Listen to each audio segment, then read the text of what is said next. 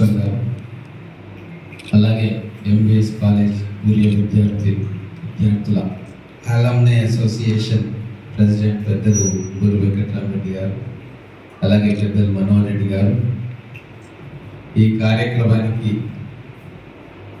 ఇంతమందిని గ్యాదర్ చేయడానికి తమ టైంను ఎనర్జీని ఇచ్చిన రవికుమార్ గారు, వినోద్ కుమార్ గారు, అలాగే మన ఉమేష్ గారు, పట్టణంలో ఉన్న అన్ని రంగాల నుంచి ఉన్న ప్రముఖులందరూ కూడా ఇక్కడ కూర్చున్నారు.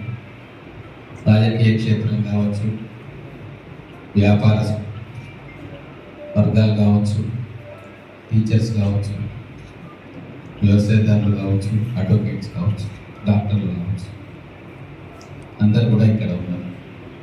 మీ అందరికీ నమస్కారం. వాస్తవంగా ఒక 60 సంవత్సరాల పుట్టినవాడిగా, ఈ ప్రాంతంలో పెరిగినవాడిగా మనకున్న ఒక ఆణిముత్యాన్ని, దీన్ని ప్రపంచానికి, రాష్ట్రానికి, దేశానికి చాటి చెప్పాల్సిన అవసరం వచ్చింది. ఆ బాధ్యత నేను తీసుకుంటున్నా, మీరందరూ కూడా తీసుకోవాలని చెప్పి సవినయంగా మనం చేస్తాం.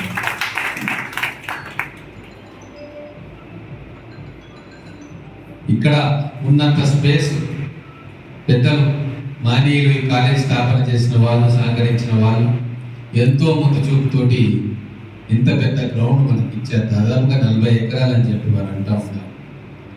ఆ 40 ఎకరాల గ్రౌండ్ తో డిగ్రీ కాలేజ్ బహుశా ఎక్కడ కూడా లేకపోవచ్చు.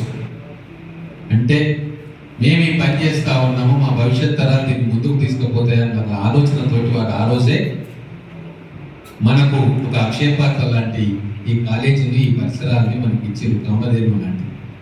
దీన్ని ముందుకు తీసుకుపోవాల్సిన బాధ్యత ఇప్పుడు మన మీద ఉంది. సరే, దీంట్లో ఇప్పుడు ఒక అవకాశం కూడా, భగవంతుడు ఇచ్చిన అవకాశంగా మనం భావించుకోవాలి.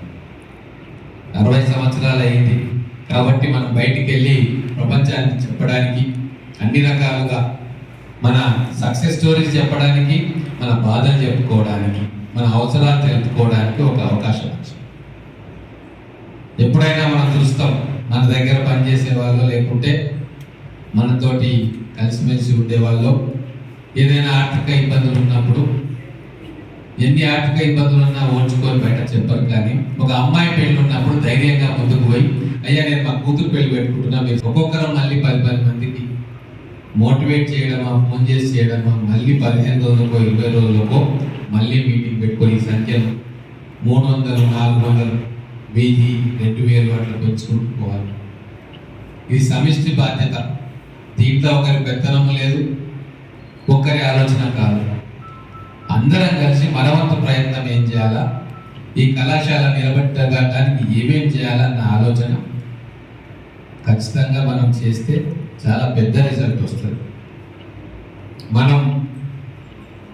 మనం చేసుకునే ఉత్సవానికి ముఖ్యమంత్రి గారు వస్తారా, ప్రధానమంత్రి గారు వస్తారా, లేకుంటే గవర్నర్ గారు వస్తారా, అవన్నీ ఇంపార్టెంట్ కాదు.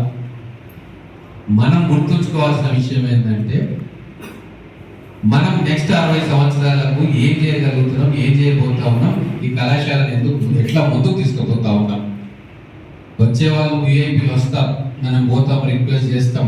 ఈ కాలేజ్ నుంచి చాలా మంది చదివిన వాళ్ళు ఎమ్మెల్యేలు అయ్యారు, పెద్ద పెద్ద స్థానాల్లో ఉన్నారు. అందరి సహకారం తీసుకుంటాం, కోరుతాం. అవసరం ఉంది, అవకాశం ఉంది, సందర్భం ఉంది కాబట్టి వాళ్ళు వస్తారు. ఇదొక